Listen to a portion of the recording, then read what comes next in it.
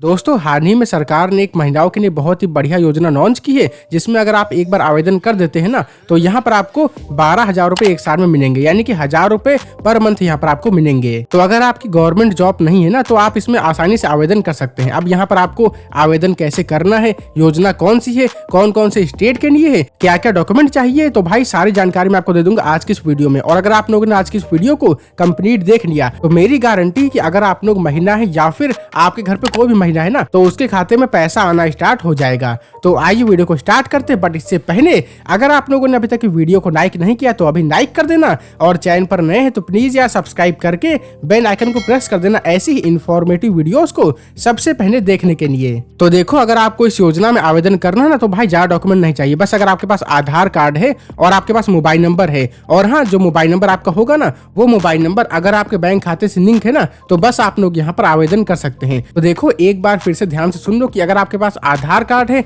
और आपका mobile number आधार card से लिंक है, साथ ही में अगर आपके पास जो बैंक अकाउंट है बैंक अकाउंट में भी वही मोबाइल नंबर लिंक है जो कि आपके आधार कार्ड से लिंक है, ठीक है। तो बस आप लोग यहाँ पर अप्लाई कर सकते हैं और आपका यहाँ पर आवेदन हो जाएगा। और अगर मान लीजिए आपका जो आधार कार्ड उससे मोबाइल नंबर लिंक नहीं है तो कोई बात नहीं, आप लोग अपने आसपास के किसी भी आधार सेंटर पर जाकर के या फिर अपने पोस्ट ऑफिस में जाकर के अपना जो आधार कार्ड अपने मोबाइल नंबर से लिंक करा सकते हैं। या फिर अगर आपको अपना मोबाइल नंबर चेंज करना है तो चेंज भी करा सकते हैं। जैसे कि अगर मान लीजिए आपका जो बैंक अकाउंट है वो किसी और मोबाइल नंबर से लिंक है, अगर आपका आधार कार्ड किसी और मोबाइल नंबर से लिंक है तो आप यहाँ पर अपना आधार कार्ड का जो नंबर है ना वो चेंज करा सकते हैं। या तो आपके बैंक में जो भी मोबाइल नंबर लिंक है उसको भी बैंक में जा करके बस एक एप्लीकेशन दे करके चेंज करा सकते हैं। तो कोई दिक्कत नहीं, बस भाई 5-10 मिनट का काम होता है और आपका काम यहाँ पर हो जाएगा। और हाँ अब यहाँ पर आवेदन करने से पूर्व आपकी जो तैयारियां हैं वो क्या होनी चाहिए, तो देखो सबसे पहले आपका व्यक्तिगत बैंक खाता होना चाहिए। अगर आप एक महिला है और अगर आपका यहाँ पर ज्वाइंट अकाउंट है ना तो ज्वाइंट अकाउंट यहाँ पर काम नहीं करेगा, क्योंकि यहाँ पर आपका व्यक्तिगत बैंक खाता होना चाहिए। यानी कि अगर आपका सिंगल खाता है ना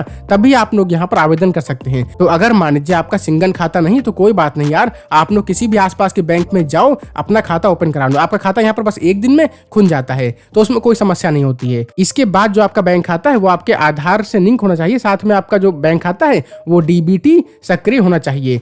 और हाँ अगर आपके बैंक अकाउंट से आपका आधार कार्ड लिंक नहीं या फिर भाई डीबीटी सक्रिय नहीं ना तब भी कोई बात नहीं, आप लोग अपने बैंक अकाउंट में जाओ, उनको बता दो, एप्लीकेशन एक दे दो और आपका काम यहाँ पर हो जाएगा। अब यहाँ पर आपको आवेदन कैसे करना है, तो देखो कुछ दिनों के पहले तो ये ऑनलाइन आवेदन भी चल रहा था, बट अभी क्या हो गया है कि ऑनलाइन आवेदन को बंद कर दिया गया है किसी भी रीजन से। बट अभी ऑनलाइन आवेदन नहीं हो रहा है। और देखो इस योजना का मेन उद्देश्य ये है कि महिलाओं के स्वावलंबन एवं उनके आश्रित बच्चों के स्वास्थ्य एवं पोषण स्तर में सुधार करने के लिए इस योजना को चलाया जा रहा है। साथ ही में जो महिलाएं हैं वो उनको आर्थिक रूप से मजबूत बनाया जा सके, इसलिए भी इस योजना को चलाया जा रहा है। अब यहाँ पर आपको आवेदन कैसे करना है, तो देखो जैसा कि मैंने अभी आपसे बताया कि आप लोग पहले तो ऑनलाइन आवेदन कर सकते थे, बट अभी यहाँ पर ऑनलाइन आवेदन बंद कर दिया गया है। तो आपको ऑफलाइन आवेदन करने के लिए सबसे पहले यहाँ पर एक ऑप्शन दिया हुआ है आवेदन पत्र का, तो आपको यहाँ पर क्लिक करना है और यहाँ से आपको इस आवेदन पत्र को डाउनलोड कर लेना है और अपने आसपास किसी भी साइबर कैफे पर जा करके इसका प्रिंट करा देना है। लेकिन सबसे पहले जान लो कि आपको इस आवेदन पत्र को कैसे भरना है, जिससे कि भाई कोई मिस्टेक ना हो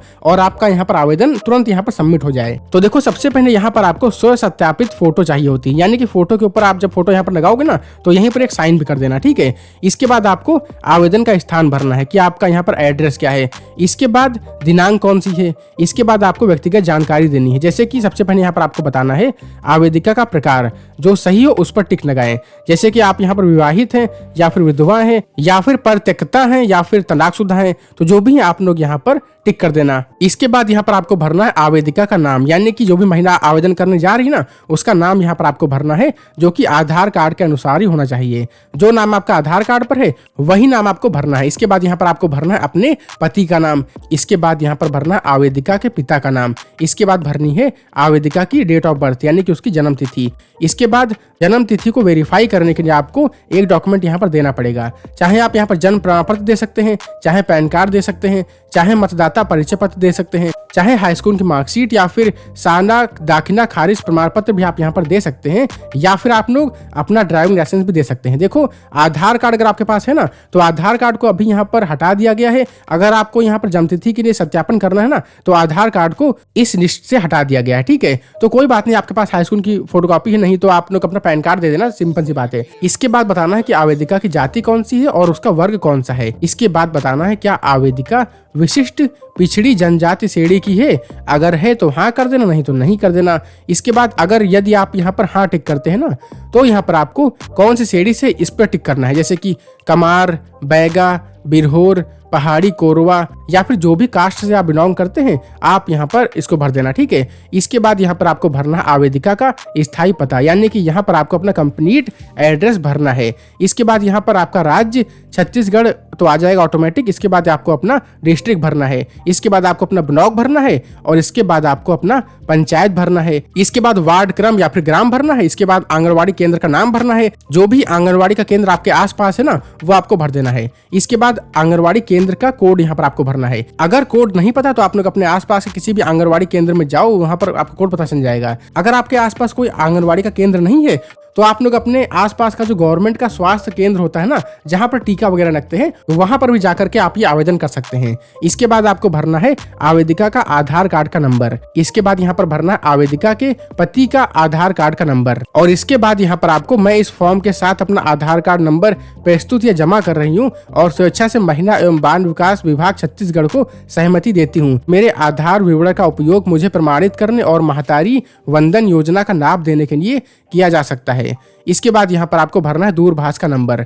अगर दूरभाष का नंबर नहीं है तो आप लोग अपना मोबाइल नंबर भर देना। इसके बाद भरना है आपका वैकल्पिक दूरभाष का नंबर। अगर नहीं तो कोई बात नहीं, इसको आप लोग यहाँ पर स्किप भी कर सकते हैं। अब इसके बाद यहाँ पर आपके फॉर्म का सेकंड पेज आ जाएगा। तो सबसे पहले यहाँ पर आपको भरना है आपका पैन कार्ड का नंबर, यानी कि आवेदिका का पैन कार्ड का नंबर। लेकिन यहाँ पर यह भी लिखा हुआ है कि ये वैकल्पिक दस्तावेज है। अगर आप इसको नहीं भी देते ना तो कोई दिक्कत नहीं है। इसके बाद यहाँ पर आपको भरना राशन कार्ड का नंबर, अगर है तो। अगर नहीं तब भी आप इसको स्किप कर सकते हैं। इसके बाद अगर आप राशन कार्ड का नंबर भरते हैं तो आपको यहाँ पर भरना पड़ेगा मुखिया का नाम। इसके बाद आपको भरना है आवेदिका के पति का पैन कार्ड का नंबर। ये भी देखो वैकल्पिक है, अगर आप चाहो तो भर सकते हो, नहीं तो नहीं भरो तब भी कोई बात नहीं है। इसके बाद आपको बताना नंबर 16 पर, क्या आवेदिका के परिवार का कोई सदस्य भारत सरकार अथवा राज्य सरकार के शासकीय विभाग, उपक्रम, मंडल, स्थानीय निकाय में स्थायी, अस्थायी संविदा पदों पर कार्यरत प्रथम वर्ग, द्वितीय वर्ग एवं तृतीय वर्ग के अधिकारी एवं कर्मचारी हैं? अगर है तो हाँ कर देना, नहीं तो नहीं कर देना। यदि नहीं तो यहाँ पर आपको स्वघोषित शपथ पत्र का संलग्न करना पड़ेगा, यानी कि अटैच करना पड़ेगा। इसके बाद यहाँ पर नंबर 17 पर आपको बताना है,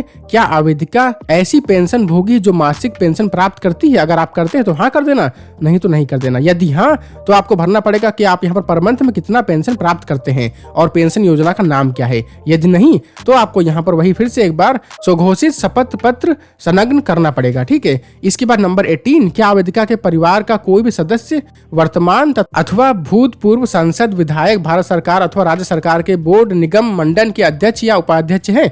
यदि है तो हाँ कर देना, नहीं तो नहीं कर देना। अगर आप नहीं करते हैं तो फिर से आपको एक बार फिर से शपथ पत्र अटैच करना पड़ेगा। इसके बाद नंबर 19, क्या आवेदिका स्वयं अथवा उसका परिवार आयकर दाता है? परिवार से यहाँ पर तात्पर्य है कि पति, पत्नी एवं उनके जो आश्रित बच्चे हैं उनमें से है। ठीक है। अगर है तो हाँ कर देना, नहीं तो नहीं कर देना।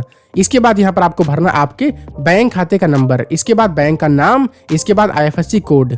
और यहाँ पर आवेदन पत्र के साथ साथ आपको ये जो दस्तावेज है ना, उनको यहाँ पर आपको लगाना पड़ेगा, अटैच करना पड़ेगा। जैसे कि जन्म तिथि का सत्यापन, निवास प्रमाण पत्र, राशन कार्ड, आवेदिका का आधार कार्ड, विवाहित होने की पुष्टि एवं प्रमाण पत्र, विधवा होने की स्थिति में पति का मृत्यु प्रमाण पत्र, इसके बाद आवेदिका के पति का पैन कार्ड, इसके बाद आवेदिका के पति का आधार कार्ड, इसके बाद परित्यक्ता तलाकशुदा होने की स्थिति में प्रमाण पत्र, इसके बाद बैंक पासबुक की फोटोकॉपी। इतने यहाँ पर आपको डॉक्यूमेंट देने पड़ेंगे और यहाँ पर आपको अपना साइन कर देना, यानी कि आवेदिका का साइन कर देना है। यहाँ पर पता और डेट डाल देना। इसके बाद जो पावती रसीद है ना, वो यहाँ पर आपको मिल जाएगी। ठीक है। तो इस फॉर्म को पहले आप लोग कंप्लीट भर लो। इसके बाद आप लोग अपने आसपास किसी भी आंगनवाड़ी केंद्र में जाओ, वहां पर आप इस फॉर्म को सबमिट कर देना। अब जब फॉर्म सबमिट हो जाएगा ना, तो इसके बाद यहाँ पर आवेदन की स्थिति पर जाकर के आप अपने आवेदन की स्थिति चेक कर सकते हैं। जब आप यहाँ पर आवेदन करोगे ना, तो वहां पर आपको मिलेगा एक लाभार्थी का क्रमांक नंबर या फिर मोबाइल नंबर या फिर आधार कार्ड नंबर से भी आप लोग अपने आवेदन की स्थिति देख सकते हैं। अब इसके बाद यहाँ पर जो अंतिम सूची लिखी हुई ना, अगर आपका नाम इस सूची में आ जाता है